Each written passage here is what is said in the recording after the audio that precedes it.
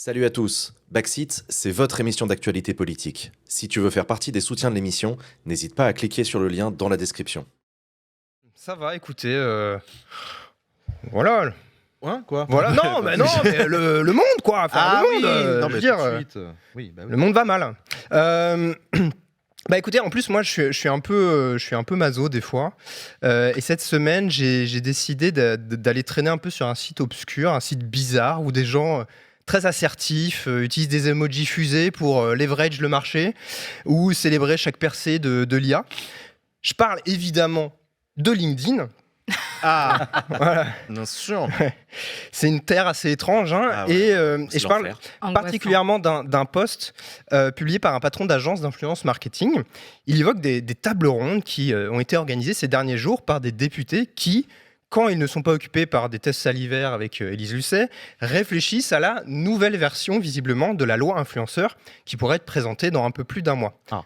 Donc ça, forcément, ça m'a intrigué. Ah bah oui. Parce que je me suis rappelé la loi influenceur, la première, il s'est passé quelques petits trucs et tout, donc je me suis dit, il faut que je creuse. Pourquoi ? Parce que je suis journaliste, voilà. Ça, c'est une bonne raison. C'est une bonne raison, c'est ça. Oui, on oublie des fois, mais c'est ça. D'où ma question ce soir, très sérieuse, de journaliste encore une fois. Les influenceurs doivent-ils avoir peur de la nouvelle loi qui arrive lourd. Voilà, ça c'est pour les gens qui font après le titre des vidéos YouTube. Oui, j'essaye de leur faire le titre le moins miniature compatible, vraiment. Ouais, absolument, merci pour ça. Alors évidemment, je dois commencer par un petit retour en arrière. Il y a bientôt 2 ans, la première loi sur l'influence commerciale était votée par le Parlement. C'était, à titre personnel, un événement marquant. Voilà. Une loi née du scandale des influx voleurs qui avait été marquée par beaucoup de lobbying, de débats, et notamment la fameuse polémique autour de la tribune des influenceurs publiée en pleine manif contre les retraites. Même Squeezie avait dû faire un long TikTok pour expliquer qu'il avait signé sans lire. D'ailleurs, Jean, je regrette de t'annoncer que tu as signé sans le savoir une tribune récemment. Merde. T'es au courant ? Non. Ok, parce que signé quoi ? j'ai le document là. C'est quoi ? Alors, visiblement, c'est une tribune dont je suis pas à l'origine, hein, mais qui demande l'augmentation de ma rémunération. Et après, visiblement, c'est ta signature. Donc, Ah ouais. on en merde. parle après si tu veux en coulisses. Mais Ouais, on en parle. parle. Ok, c'est pas grave. Bref. C'est pour ça que je lis pas avant de signer. Voilà. Mais par contre, tu signes bien. Au final, cette loi, ça a été vraiment une première en Europe. Elle a notamment imposé la transparence des collaborations commerciales, interdit les pubs pour les cigarettes, la chirurgie esthétique, les produits de santé soi-disant miraculeux.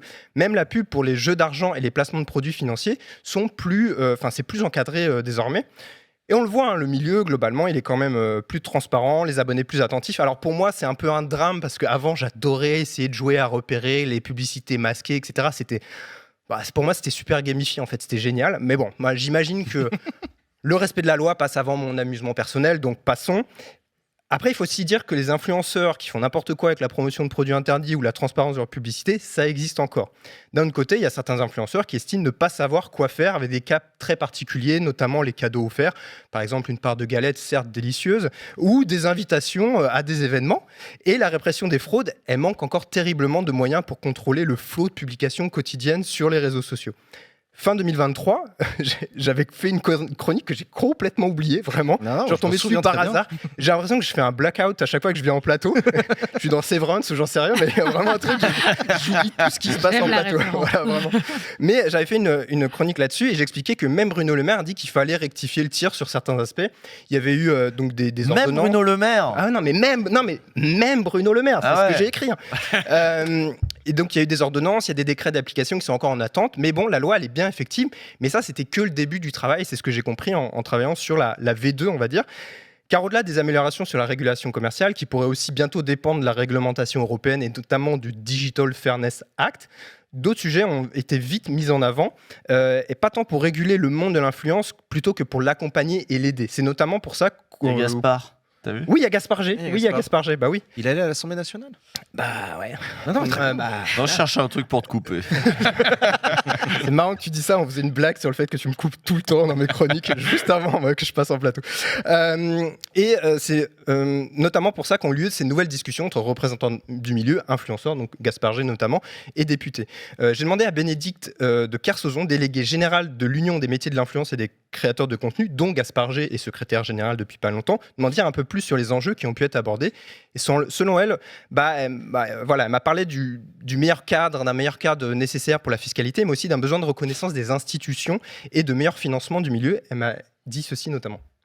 Ça a permis de poser les choses, de poser le débat et de faire prendre conscience autour de la table à certaines institutions que oui, on est un secteur économique, culturel, informatif qui ne doit pas être limité juste à son influence commerciale.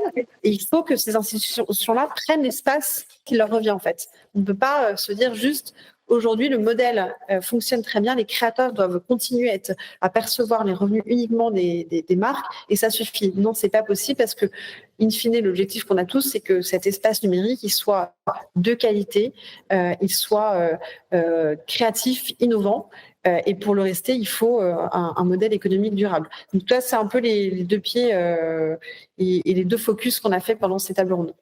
Alors, j'ai une question. Non, attends, laisse-moi parce qu'en fait, tu m'as demandé à poser une question. Oui, tu m'as pas dit oui. Pendant la séquence. Et je t'ai dit oui, mais je voulais juste introduire le fait qu'on avait eu un échange et que c'était prévu. Mais ça va Catherine et Liliane, là, sans déconner. Même ça, on l'a raté. Pour vous dire si on vous emmerde. Hein. Vas-y, Usul, je t'en prie. Oui, moi, j'écoutais parler cette dame et je me dis, tiens, c'est quoi cette union de machin? Mais je sais que tu dois le savoir, du coup, cette union dont Gaspard est vice-président, etc. C'est une sorte de lobby des créateurs et de l'influence. C'est ça.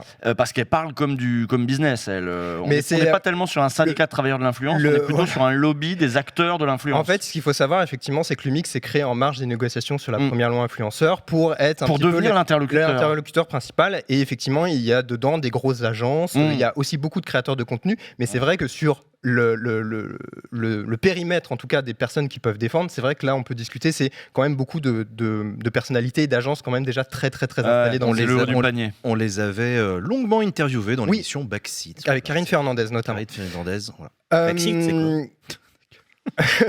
C'est de l'influence. Donc, et de l'autre côté de la table, en fait, les députés à l'origine de la première loi, ils continuent leur travail pour comprendre les nouveaux besoins des influenceurs et des consommateurs. J'ai discuté avec Arthur Delaporte, qui est député PS du Calvados. On a parlé de pérennité de l'activité des influenceurs, on a parlé de lutte contre le vol de contenu, ou encore du besoin de modération sur les plateformes, à la fois de certains contenus d'influenceurs, mais aussi également les commentaires, les messages laissés par des internautes qui peuvent mener au cyberharcèlement. D'ailleurs, petite parenthèse, mais 3 des 4 prévenus accusés de cyberharcèlement contre Ultia ont été condamnés hier, dont 1 à 6 mois de prison ferme. Je voulais juste le signaler au passage. Je reviens à ma discussion avec Arthur Delaporte, qui a également abordé un autre sujet central selon moi. C'est plus largement la question de la protection des mineurs. On a des mineurs qui sont très exposés, qui sont des publics vulnérables, et on a vu avec certains influenceurs comme par exemple Ophénia, qui sont dans des logiques un peu d'emprise.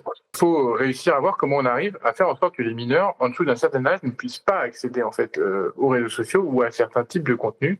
Et donc aujourd'hui, l'un des enjeux, voilà, cette loi, c'est de voir comment on arrive à protéger mieux les mineurs et donc quelles sont les règles qu'on met pour l'accès au contenu, etc. Donc c'est pour ça qu'on a organisé des tables rondes. L'idée, c'est pas d'essayer d'inventer une usine à gaz. L'idée, c'est pas d'être dans une loi qui serait purement déclarative. On a des intentions, mais derrière, en fait, voilà, il y a encore des enjeux de la manière dont on pourra avoir des dispositifs pleinement opérationnels. Donc voilà, il le précise bien, mais le texte est toujours en cours de réflexion d'écriture. Il faut voir en gros ce qui va rester dans le texte qui sera présenté dans un mois et demi. Parce que, encore une fois... C'est un peu marrant qu'ils veulent... Enfin, je suis sûr qu'Arthur Delaporte ne votera pas la réforme qui est en train d'être discutée sur la justice des mineurs, où justement là, la protection des mineurs, c'est plus du tout la prio. Donc là, je trouve ça bizarre que le même Parlement vote à la fois la réforme de Gabriel Attal sur la justice des mineurs et la protection des mineurs sur Internet. Ah oui, mais c'est pas les mêmes mineurs. Non, mais on n'est pas au même stade. Hein, là, non, pas du tout. Le texte n'est pas du tout présenté. Très bien, il faut. Mais aussi, il faut rappeler que dans le monde de la création de contenu, c'est vaste, c'est jeune. Il y a encore tout un tas de sujets essentiels qui devront être un jour adressés par la législation. Tu t'en parlais un petit peu, Usul, mais je pense notamment au cadre légal qui serait capable d'adresser et de protéger au mieux le travail des monteurs, des graphistes, des media makers et toutes ces personnes qui travaillent dans l'ombre des influenceurs. Et puis il y a des freins dans le travail même de législation. Le sujet de l'alcool, il est essentiel, par exemple. Il y a un autre projet de loi transpartisan qui ne concerne pas uniquement les influenceurs, mais qui vise à interdire notamment la promotion de l'alcool chez eux, chez les influenceurs non spécialisés dans le domaine. Ça irait dans continuité du travail mené par des associations comme Addiction France, l'arrêt de chaîne comme Conco Bongo ou des dégustations d'alcool chez McFly et Carlito. La prise de conscience est là, mais d'après plusieurs personnes qui ont assisté à ces réunions, les députés sont assez pessimistes face au lobby des alcooliers qui avaient déjà réussi à bloquer la législation dans la première loi influenceur. Donc pour moi, en fait, derrière ces deux nouveaux textes, ça touche progressivement à un enjeu plus profond, un défi majeur, car si régulariser en fait l'activité des influenceurs, c'est essentiel. Comment adresser aussi la responsabilité des grosses entreprises, des plateformes numériques, des industriels et des marques qui tiennent encore les rênes de l'industrie de la création de contenu. Je vous laisse là-dessus. Vous avez 4 heures et je vous souhaite une bonne soirée. Voilà. Merci Vincent. Incroyable. Incroyable, merci beaucoup pour ce PowerPoint incroyable. Chers amis, nous avons eu l'immense plaisir d'apprendre que Vincent avait trouvé un vrai travail. Ouais. Ça fait super plaisir, bravo Vincent. C'est rare. On est super content pour toi. Mes parents me parlent à nouveau. Tes parents te parlent à nouveau. En revanche, tu ne seras plus en mesure de continuer le PowerPoint de Vincent dans les futures émissions Backseat. Oui, voilà, c'est un peu, c'est ma fin de saison en fait. Effectivement, j'ai trouvé un CDD en rédaction. Voilà, ça arrive. Ça arrive même au meilleur d'entre nous. Miracle de Noël. Et donc voilà, je veux juste profiter de ça déjà pour remercier tout le public, toutes les personnes. Il y a plein de visages maintenant qui sont devenus familiers. Donc merci d'être là. Merci aux personnes dans le chat. Évidemment, merci à vous. Voilà, de m'interrompre quand il faut, quand il faut pas. Justement, voilà. On a le droit de demander où tu vas ou pas pour l'instant, je préfère pas. Voilà, j'attends un petit peu forcément, mais voilà. Mais j'en parlerai peut-être, je sais pas, je verrai. Mais voilà, merci pour la confiance. Merci, je voulais vraiment insister là-dessus. Merci pour toute la liberté que j'ai dans cette émission. C'est rare. Dans un média, c'est rare sur Internet, c'est rare tout court d'avoir autant de liberté, autant de confiance. Donc vraiment, merci à vous. Merci à toutes les équipes derrière, en régie, derrière les caméras, etc. C'est toujours un plaisir. Vous allez me manquer. Mais de toute façon, je vais squatter pour les NEM. De toute façon, tu connais l'adresse, tu connais les horaires, tu connais l'ambiance. Oui, puis je peux me glisser. Vous n'avez même pas à m'ouvrir. Il y a juste quelqu'un qui passe, je m'infiltre et puis voilà. Un petit quiz à la con mais de temps vraiment, en temps. merci tout le monde. Et au nom de toute l'équipe de Backseat et au nom de son public, merci Vincent pour toutes ces belles chroniques. Merci du fond du cœur.